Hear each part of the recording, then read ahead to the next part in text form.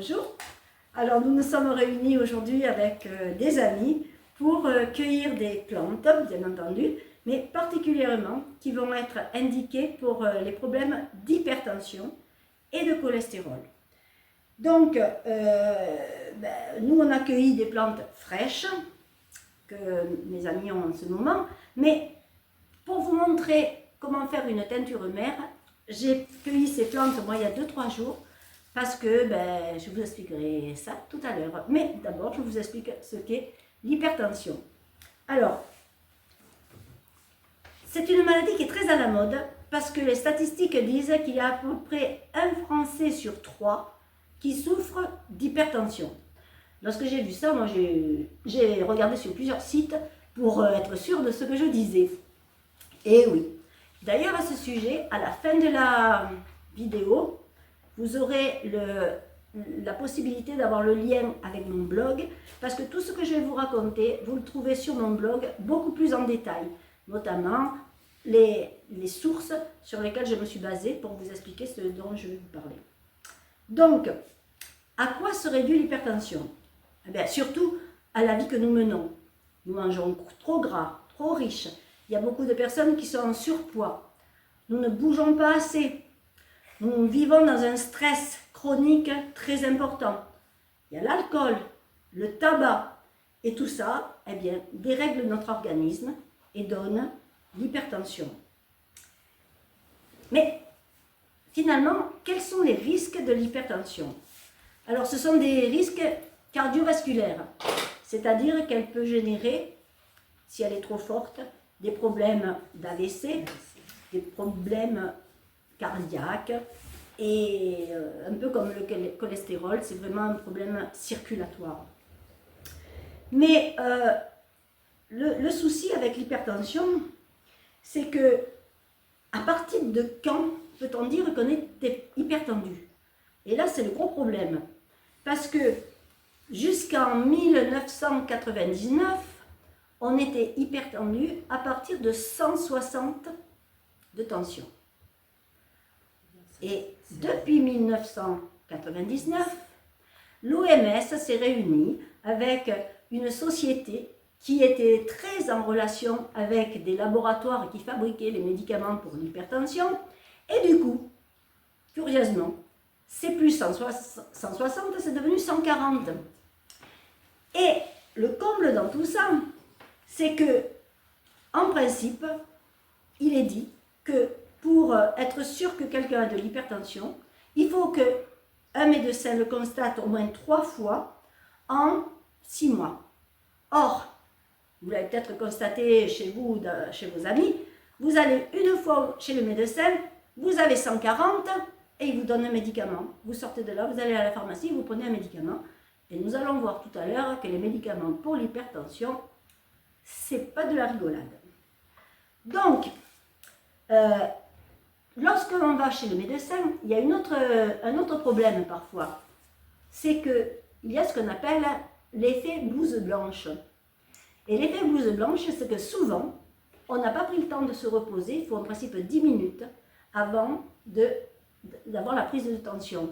Chez le médecin, il ne prend pas le temps de vous dire reposez-vous 10 minutes. En plus, on a toujours un petit stress, une petite angoisse, et ça fait monter la tension. Et cet effet blouse blanche, qui est reconnu de partout, eh bien, il y aurait un hypertendu sur 4 contrôlés qui l'aurait. Et cet hypertendu-là, lorsqu'il rentre chez lui, sa tension est normale. Et pourtant, le docteur lui a donné le médicament. Donc, il faut vraiment réfléchir. Alors, on pourrait se demander comment on peut savoir si on est hypertendu. Alors, il y a des petits symptômes. Il y a des maux de tête, souvent des saignements de nez, on peut avoir des vertiges, qu'est-ce que j'oublie? J'ai mes petites notes, heureusement. Voilà, des troubles de la vision. Mais les 3/4 du temps, c'est en allant chez le médecin, des migraines, oui. Mais de temps en temps, on a aussi, le plus souvent, on est détecté hypertendu en allant chez le médecin. C'est une hypertension sourde qui ne fait pas vraiment de symptômes et pourtant on peut être hypertendu et parfois d'une manière grave. Donc, ce qu'il faut faire, déjà, c'est se rendre compte de si notre tension, elle est à 21 tout le temps. Là, il faut prendre des médicaments, il n'y a pas de souci.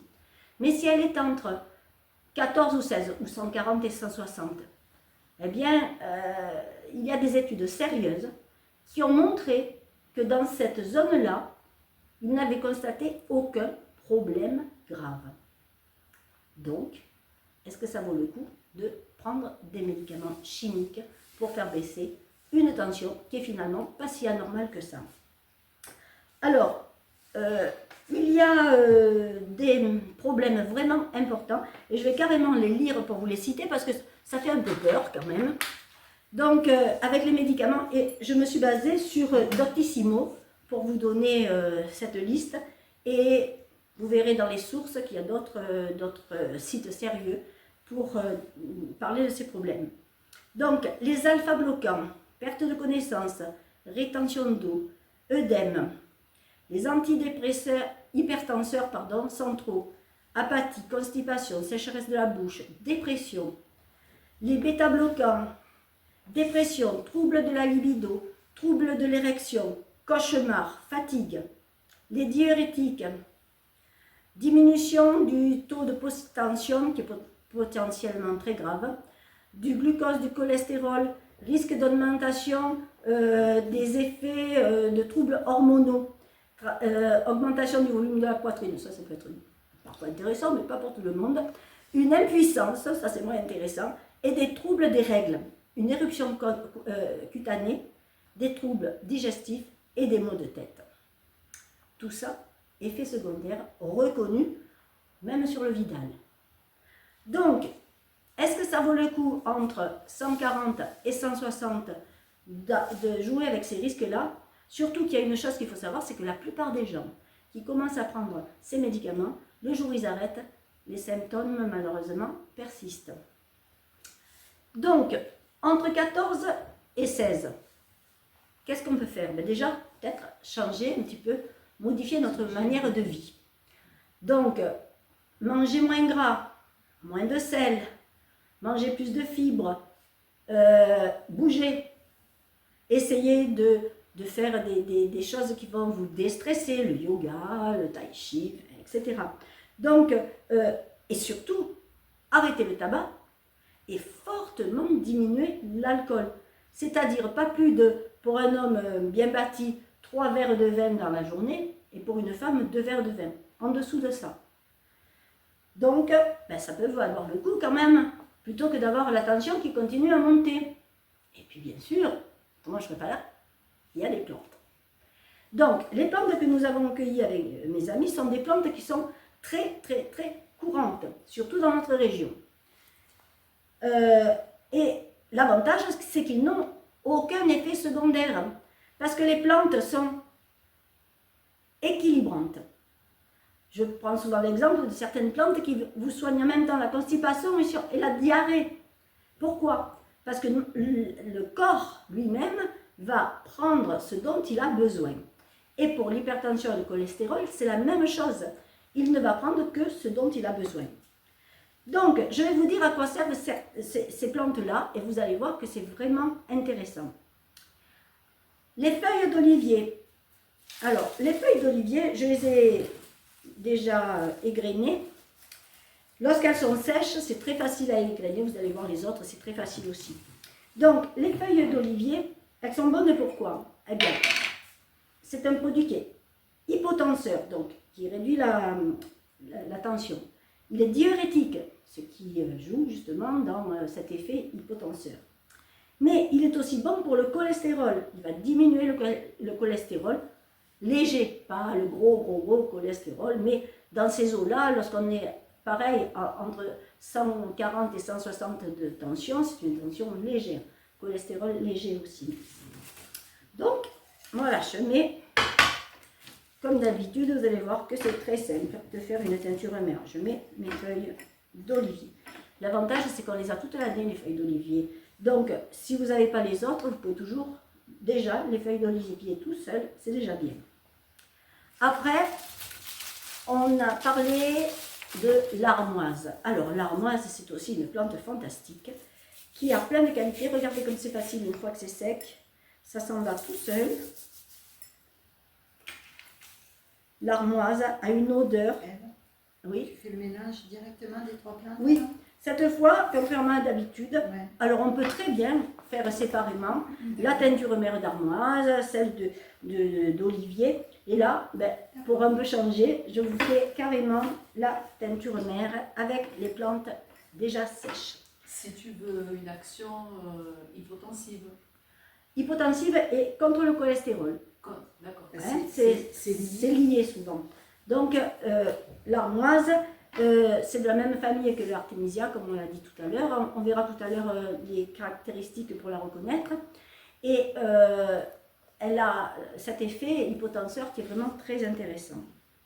Après, eh bien, là, j'ai du chêne.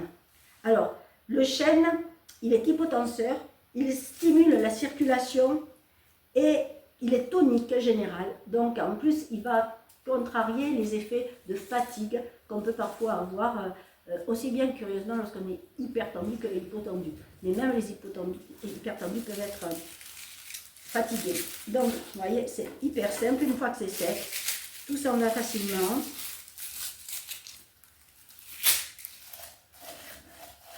Voilà. On tasse bien. Et là, je vais ajouter du figuier. Alors, tout le monde connaît le figuier, tout le monde connaît le chêne. On peut utiliser le chêne vert aussi bien que le chêne blanc. Et tout le monde connaît l'olivier. Donc, je vous passerai par contre une petite vidéo pour mieux reconnaître l'armoise. Alors, là, c'est une des plantes dont nous allons parler tout à l'heure. C'est l'armoise. Alors, voilà l'armoise qui est...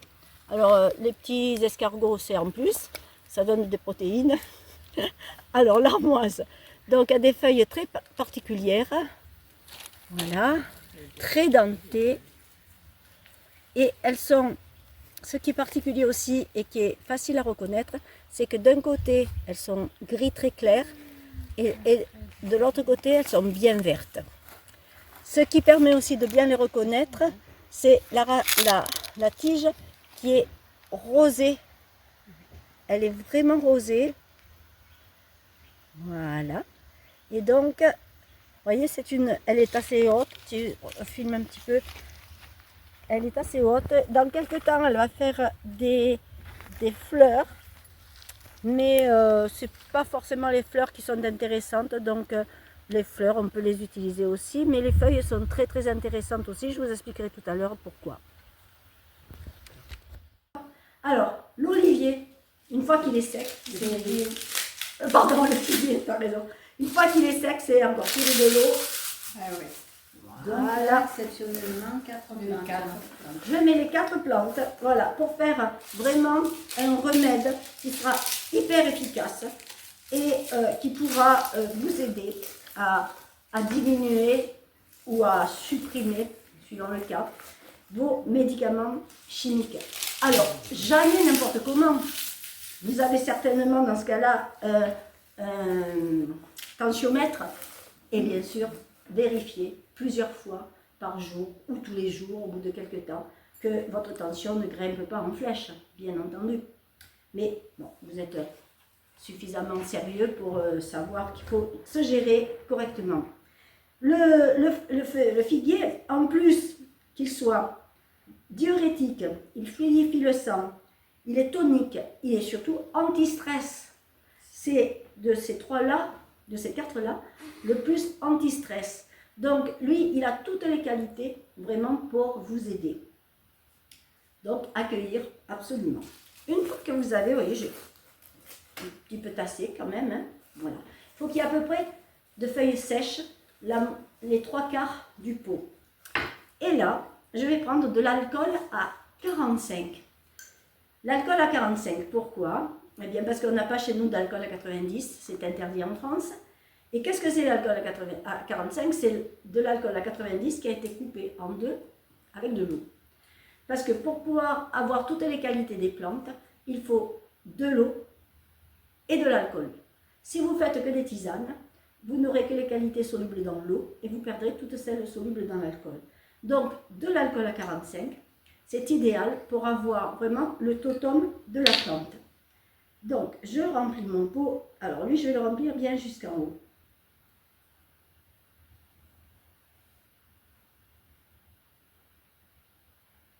Voilà. Je mets le petit couvercle.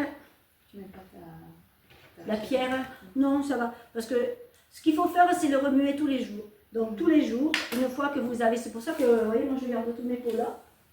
Parce que sur mon plan de travail, c'est aussi ma cuisine, voilà, je fais ça 2 ou 3 fois par jour.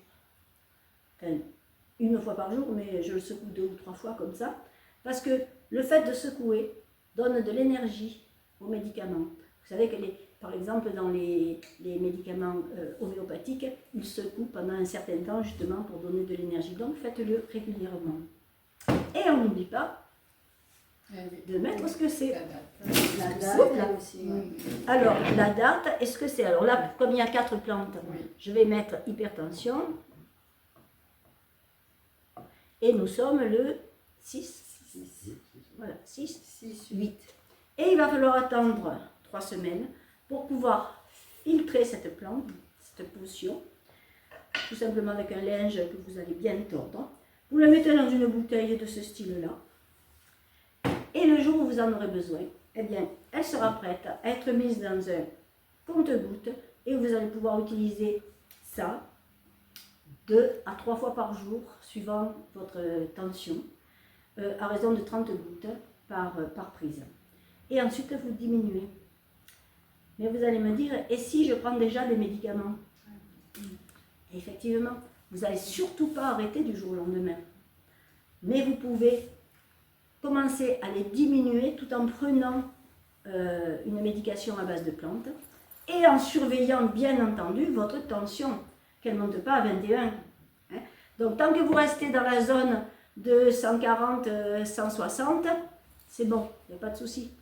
Et vous pouvez continuer avec les plantes et les traitements chimiques au départ que vous allez diminuer progressivement. Après, pour les diminuer progressivement, c'est 1 jour sur 2 parce que tu ne peux pas les Oui. cacher, tu ne peux pas les couper. Les couper en 2, c'est pas possible. Ils sont trop petits en principe. D'accord. Donc 1 jour sur 2 et voir le jour où vous ne le prenez pas, ce que ça donne au niveau surtout de la tension. Voilà, et donc vous pouvez, à la fin de la vidéo, comme d'habitude, je mettrai le lien pour aller sur mon blog. Vous aurez beaucoup plus de détails, aussi bien sur les plantes elles-mêmes que sur l'hypertension. Vous aurez notamment les sources de cette vidéo. Voilà, je vous remercie de votre écoute et je vous dis à bientôt. Merci. Merci. À toi.